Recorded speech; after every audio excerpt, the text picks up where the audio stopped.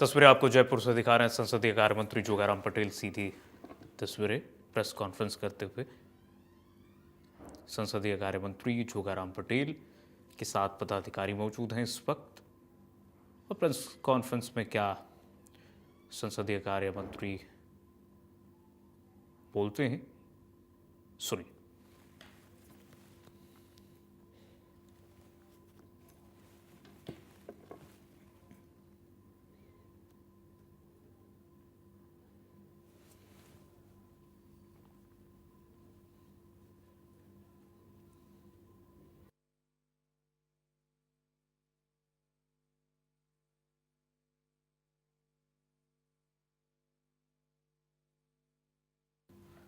तस्वीरें आपको दिखा रहे हैं जयपुर से। इसे तस्वीरें देखिए। संसदीय कार्य मंत्री जोगाराम पटेल इस वक्त संबोधित कर रहे हैं, प्रेस कॉन्फ्रेंस कर रहे हैं। सीधी तस्वीरें जयपुर से दिखा रहे हैं आपको। संसदीय कार्य मंत्री जोगाराम पटेल, राजस्थान सरकार का जो सफल बजट सत्र हुआ है, उसके बाद संसदीय कार्य मंत्री जोगाराम पटेल सीधे मीडिया से मुखातिब होते हुए प्रेस कॉन्फ्रेंस करते हुए इस वक्त आप देख रहे हैं उनकी तस्वीरें। साथ में जो सदन के सहयोगी हैं इस वक्त उनके साथ मौजूद हैं। संसदीय कार्य मंत्री जोगाराम पटेल इस वक्त प्रेस कॉन्फ्रेंस कर रहे हैं।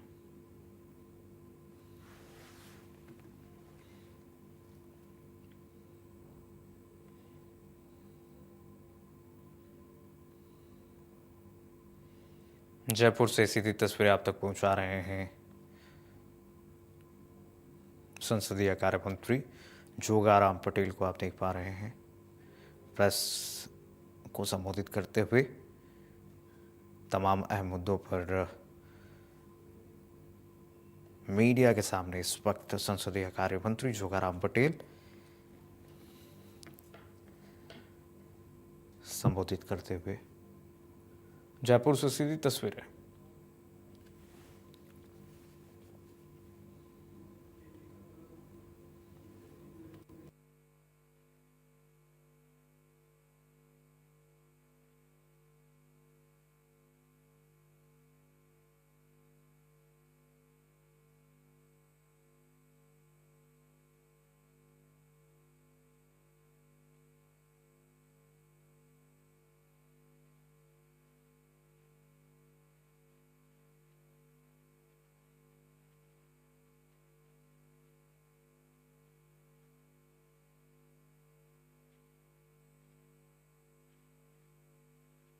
है या भूमि की अवेलेबिलिटी को लेकर के कुछ विचार चल रहे हैं, इसलिए बाकी सारे के सारे हो गए। जो हमारी बजट की घोषणाएं थी उसमें से 95% से अबव, और कल या फिर हम आपको 100% कहेंगे, वित्तीय स्वीकृतियां और प्रशासनिक स्वीकृतियां एफएस और एएस भी जारी हो चुकी है। और चूंकि भारतीय जनता पार्टी ने अपने चुनाव से पूर्व एक संकल्प पत्र जारी किया, और संकल्प पत्र में जो हमने जनता से वादे किए थे, हमने संकल्प दिया था कि अगर जनता हमें सेवा का मौका देगी तो इन संकल्प पत्रों को 5 साल में पूरा करेंगे। उसमें से लगभग 50% तक संकल्प पूरे करने की और अग्रसर हैं और हुए भी। वर्तमान बजट हमारा समावेशी विकास एवं सर्वजन हिताय वाला एक महत्वपूर्ण बजट है। आने वाली पीढ़ियों का भविष्य कैसे बेहतर हो, हमारा राजस्थान समृद्ध और विकसित कैसे बने, और हमारे बेहतर भविष्य हेतु पहली बार ग्रीन ग्रोथ पर फोकस करते हुए हमने विकसित राजस्थान 2047 की ओर प्रभावी कदम बढ़ाया है। पूर्व में पंचवर्षीय योजनाएं बनने का संकल्प हुआ करता था, लोग सरकारों का फोकस हुआ करता था। हमारे आदरणीय नरेंद्र मोदी जी का संकल्प को हमने आधार बनाते हुए अब हमारा संकल्प 2047 है। 2047 तक हिंदुस्तान विश्व में विश्व गुरु बने, विश्व में तीसरी अर्थव्यवस्था बने और हम विश्व में एक समृद्धशाली देश के रूप में पहचान जाए, उसके लिए जरूरी है कि राजस्थान भी 2047 तक समृद्ध और विकसित बने। और इसी को आधार रखते हुए हमने ये ग्रीन ग्रोथ पर फोकस करते हुए 2047 तक को हमें आगे रखता है। हमारी ये अर्थव्यवस्था मजबूत होगी तभी हमारा राजस्थान विकसित करेगा और इसीलिए हमने आधार लिया है और हमारा फोकस है कि जीएसडीपी हमारा जो बढ़कर 19,89,000 करोड़ रुपए से अधिक का अनुमानित हमने किया है और ये लक्ष्य हम प्राप्त करेंगे। राज्य की प्रति व्यक्ति आय पर कैपिटा इनकम आप सब जानते हैं, मेरे से ज्यादा भी आप जानते हैं, एनालिसिस भी करते हैं। हम सब की बात सुनने के बाद आप इसको आंकड़ों में भी देखते हैं। अभी हमारी पर कैपिटा इनकम 1,85,000 है और अब इसको बढ़ाने का लक्ष्य लेकर के चल रहे बजट में। जीएसडीपी में हमारा 2024-25 में 16.75% मतलब करीब 17% की लगभग 17% की वृद्धि हुई है, जो इतने वर्षों के बजट में पहली बार हुआ। नहीं तो 14, 13, 12, 14, 13, 12 तक, इस बार हम 16.75% पर गए। वर्ष 2030 तक हम $350 बिलियन की अर्थव्यवस्था इकोनॉमिक वाला, जैसा हमने अभी कहा, बनने की और हम अग्रसर है, संकल्प है, इस और हम ठोस कार्रवाई कर रहे हैं। राज्य में तभी विकास हो सकता है जब हमारी अर्थव्यवस्था ठीक हो, प्रति व्यक्ति आय बढ़े, हमारा जीडीपीएस भी ठीक हो और उसके लिए ये भी जरूरी है कि हमारा पर्यावरण भी ठीक हो। अदरवाइज अनेक बीमारियों को, अनेक तकलीफों को लेकर आता है। इसलिए राज्य में इस बार का बजट पहला ग्रीन बजट है और पर्यावरण सुधार की ओर भी अग्रसर हो रहा है। हमारी किसी भी देश और प्रदेश के विकास के लिए जो बुनियादी सुविधाएं हैं, पेयजल, सड़क, बिजली, सिंचाई, नागरिक सुविधाएं, इसको मेन फोकस किया जाता है। जिस प्रदेश में जल है तो कल है, जल है तो जीवन है के फोकस को लेकर चलते हैं तो ही पार पड़ते हैं। और आप लोग हमारे साक्षी हैं कि पहली बार जल जीवन मिशन जो हमारा आदरणीय नरेंद्र मोदी जी का सबसे बड़ा था, 2024-25 तक हर घर नल से जल जाना था, वो राजस्थान इसमें बहुत पिछड़ गया और सबसे अंतिम पायदान पर राजस्थान देश के राज्यों में आ गया। हमारे यशस्वी मुख्यमंत्री जी ने, माननीय प्रधानमंत्री जी और हमारे जल जीवन मिशन मंत्री आदरणीय CR पाटिल साहब से बार बार आग्रह किया कि हमारा 40% से भी कम काम हुआ है। जब तक हमको और समय और राशि नहीं मिलेगी हम इस काम को पूरा नहीं कर पाएंगे। मैं आभार व्यक्त करता हूँ राजस्थान की 8 करोड़ की जनता की ओर से आदरणीय नरेंद्र मोदी जी का और CR पाटिल साहब का कि उन्होंने मार्च 2028 तक की अवधि जल जीवन मिशन में हर घर जल से नल का संकल्प दिया और 70,000 करोड़ रुपए का भी हमको सहायता की है। 20 लाख घरों में हम हर घर नल से जल की योजना के तहत हैं और इस बार विशेष रूप से अल्टरनेटिव जो हमारा रिसोर्सेज है, जिससे पेयजल में सुविधा मिले और उपयोग में पानी आते, इसलिए 1,000 हम नए ट्यूबवेल और 1500 हैंडपंप की घोषणा भी इस बजट में हुई है। और पहली बार, अभी तक जो JJM का कार्य था वो ग्रामीण क्षेत्र में होता था और पहली बार JJM का कार्य शहरी भी प्रारंभ होगा, जिसका नाम होगा मुख्यमंत्री जल जीवन मिशन शहरी। हमने अपने मुख्यमंत्री जी ने अपनी तरफ से भी कि हमारे शहरों में भी पानी की व्यवस्था उतनी सुदृढ़ हो, पेयजल व्यवस्था उतनी सुदृढ़ हो जितनी ग्रामीण क्षेत्रों में आवश्यकता है। इसीलिए मुख्यमंत्री जल जीवन मिशन शहरी प्रारंभ किया है। और हमारा सबसे महत्वपूर्ण, जिस पर अनेक बार राजनीति हुई, हमारे पूर्व भाजपा के राज्यकाल में आदरणीय वसुंधरा जी के कार्यकाल में एक ERCP नाम से योजना प्रारंभ हुई थी। बहुत कुछ आगे बढ़ा, लेकिन राज बदलने के साथ ही इस पर कोई कार्रवाई नहीं हुई। उन्होंने जानबूझकर इसको लटकाया भटकाया। पर अब हमने राम जल सेतु लिंक परियोजना, राम सेतु जल परियोजना में राम हमारा राजस्थान है और मैं हमारा मध्य प्रदेश है।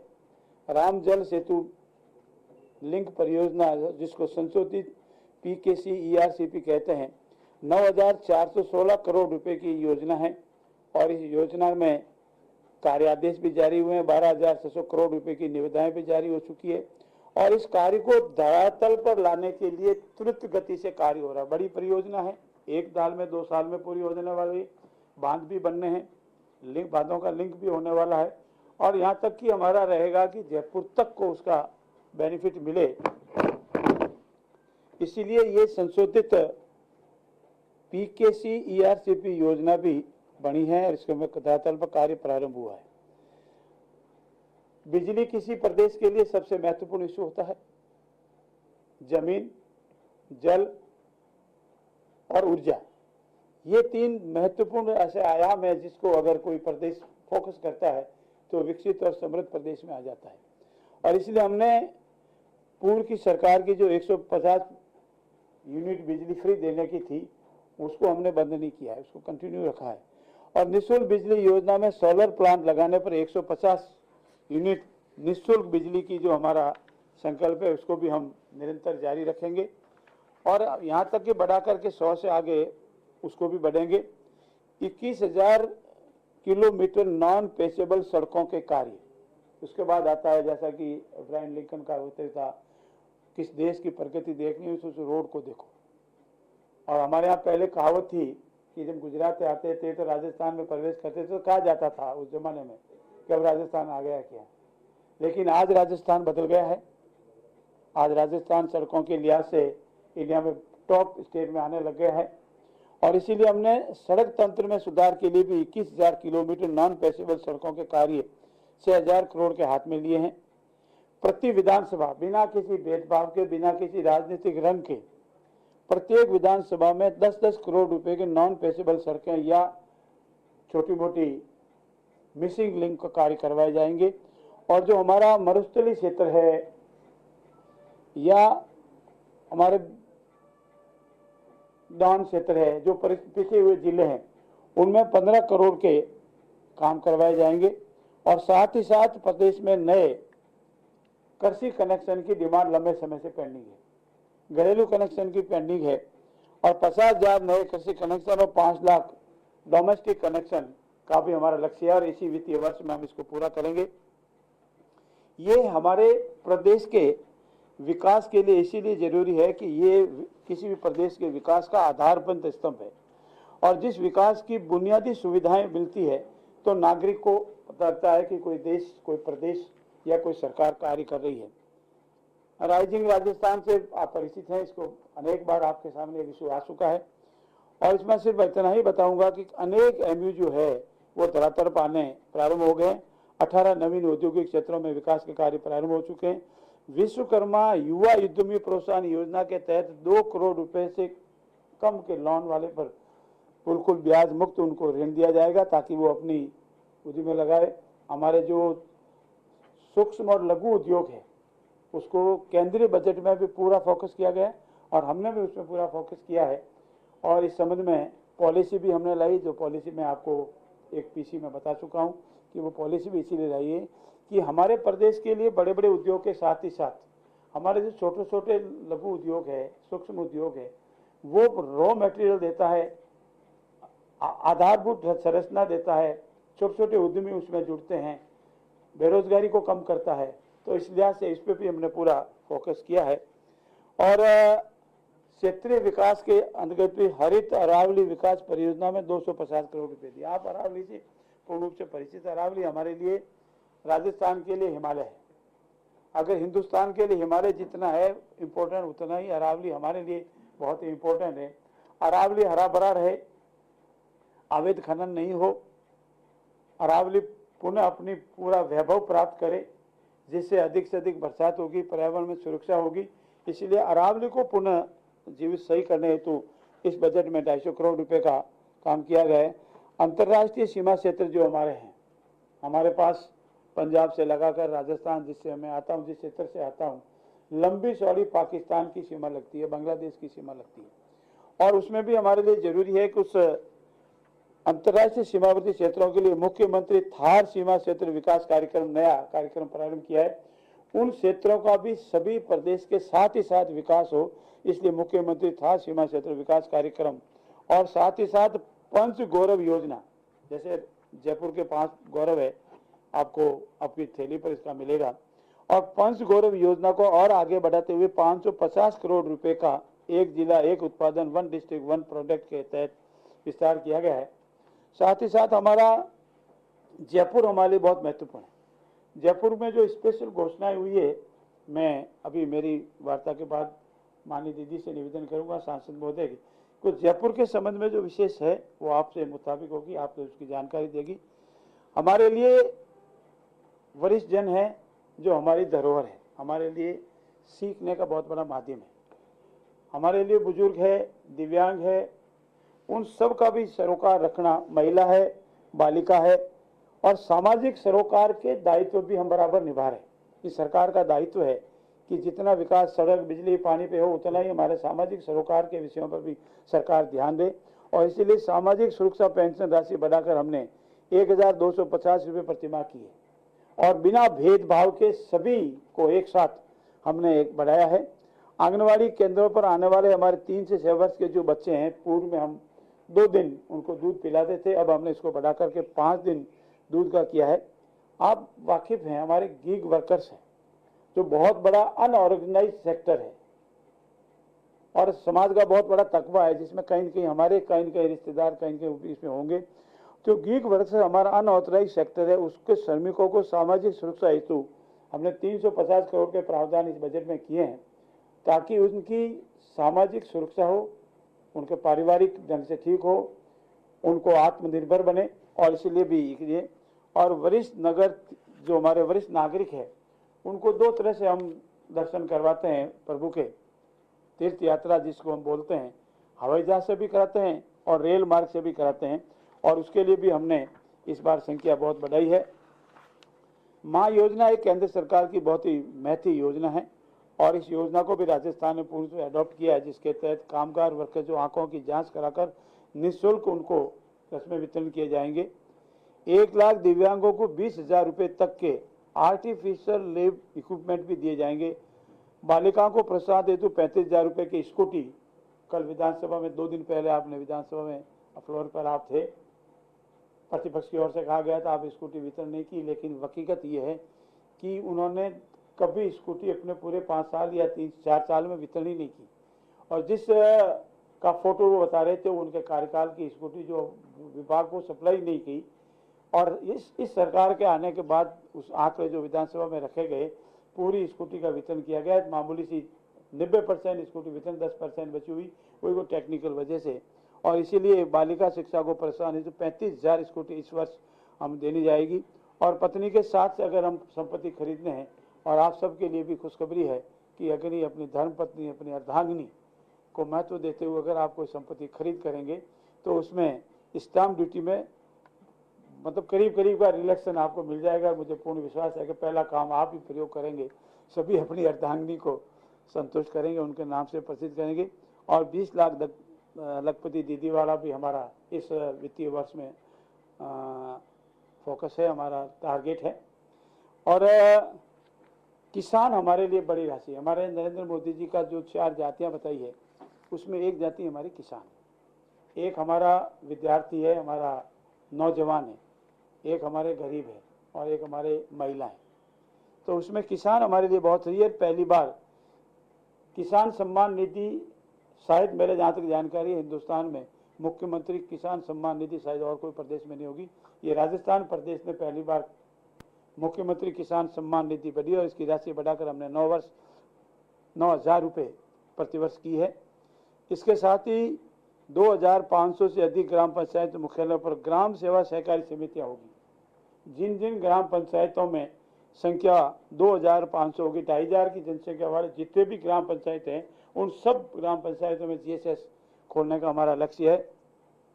मुख्यमंत्री मंगला पशु बीमा योजना में बीमित पशुओं की संख्या भी 2 गुना करने का है। और आप परिचित हैं कि गेहूं का पिछली बार हमने MSP बढ़ाया था और इस बार और अपने 150 रुपये बढ़ा करके गेहूं का समर्थन मूल्य किसानों को दिया है ताकि किसान अपनी उपज समय पर बेच सके। और जब तक हम खेती को लाभदायी नहीं बनाएंगे, खेती के प्रति लोगों को आकर्षित नहीं करेंगे, तब तक खेती अविकसित नहीं होगी। खेती विकसित नहीं होगी तो बेरोजगारी बढ़ेगी और खेती हमारी विकसित होगी, बेरोजगारी कम से कम होगी, क्योंकि सबसे बड़ा तबका हमारा बेरोजगार इसमें लगता है।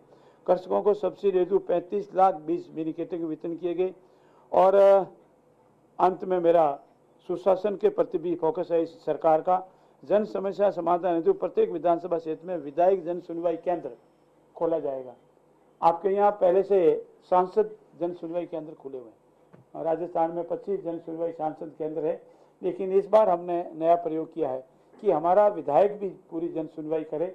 और विधायक मान लो अपने क्षेत्र में नहीं है, विधानसभा में कार्रवाई गया है, किसी मीटिंग में गया है, तो वो उस विधायक का ऑफिस हर वक्त खुला रहे और जनता वहाँ जाके अपनी कोई बात कह सके, वहाँ नोट करा सके, अर्जी दे सके। जब भी विधायक बैठेंगे तो सुनवाई हो सके, उसके लिए विधायक जन सुनवाई केंद्र भी खोलेंगे और 1,25,000 पदों पर ऐसी भर्ती भी करेंगे। और साथ ही साथ अटल ज्ञान केंद्र भी हमारी हर पंचायत पे होगा और वहाँ वो जनता की समस्या पर निवेदन। नवस्थापित जो 8 जिले हैं, मैं इस पर थोड़ा सा आपका ध्यान आकर्षित करना चाहूँगा। विधानसभा में अनेक बार इस संबंध में वार्ता हुई है, हमारे ऊपर आरोप प्रत्यारोप लगे हैं, लेकिन जिलों की घोषणा के साथ कोई वित्तीय प्रबंधन नहीं किया था। और ये अब आपको जानकारी मिला होगा कि उन्होंने 17 जिलों की घोषणा कर दी, लेकिन वो घोषणा करने के साथ ही वित्तीय प्रबंधन कहाँ से होगा, इंफ्रास्ट्रक्चर कहाँ से आएगा, सरकारी लवाजमा कहाँ से आएगा, इसकी कोई व्यवस्था नहीं की थी। हमने जो 8 जिले जो हमने फिजिबल पाए हैं, उसके लिए 8 जिलों की स्थापना के लिए हमने 1,000 करोड़ से ऊपर की राशि की व्यवस्था की है, ताकि इन सभी जिलों में प्रशासनिक लवाजमा भी हो, जितनी इक्विपमेंट या हमारी इंफ्रास्ट्रक्चर तैयार करना उसकी व्यवस्था हो। और ये पहली बार हमने किया है। नवस्थापित 8 जिलों में समस्त विभागों को जिला स्तरीय कार्यालयों की स्थापना हेतु फायर एनओसी भी किए, नवीन 8 साइबर थाने भी बनाए हैं। ये सभी कार्य हमारे एक विकसित प्रदेश की ओर अग्रसर ठोस कदम उठाने की ओर है। हमारा लक्ष्य है कि हम राजस्थान को 2047 तक समृद्ध और विकसित बनावे। इसमें आप सबकी भी बहुत महत्वपूर्ण भागीदारी रही है और मैं प्रभु से आराधना करता हूं कि निरंतर आपकी ये भागीदारी रहेगी। देखिए, बजट को धरातल पर लाने के लिए हमारी 19 तारीख को बजट घोषणा हुई है और आज ही कल ही प्रभारी सेक्रेटरी सब हमारे जिला प्रशासन के साथ बैठे हैं। जो जो घोषणाओं को तुरंत क्रियान्वित है और पूर्व की कोई 1-2 घोषणा कोई बच गई तो उसकी पालना है। और साथ ही साथ हम आज और कल प्रभारी मंत्री सभी जिलों में जाएंगे और बजट की क्रियान्विति की सुनिश्चित व्यवस्था करेंगे। ये सरकार का मन मस्तिष्क पता लगता है, कहना और करने में फर्क नजर नहीं आना चाहिए, इसीलिए ये सब कार्य किया। मैं जो जयपुर की लोकप्रिय सांसद आदरणीय मंजू जी शर्मा से निवेदन करूंगा, जयपुर हमारे लिए बहुत ही महत्वपूर्ण है, आपका जन्म स्थान भी है और हमारे स्वर्गीय भंवरलाल जी का कर्मस्थली लंबे समय तक रही है, उसके बारे में आप जानकारी देंगे। बजट में जो जयपुर को विशेष मिला है। धन्यवाद। धन्यवाद भाई साहब। मीडिया के सभी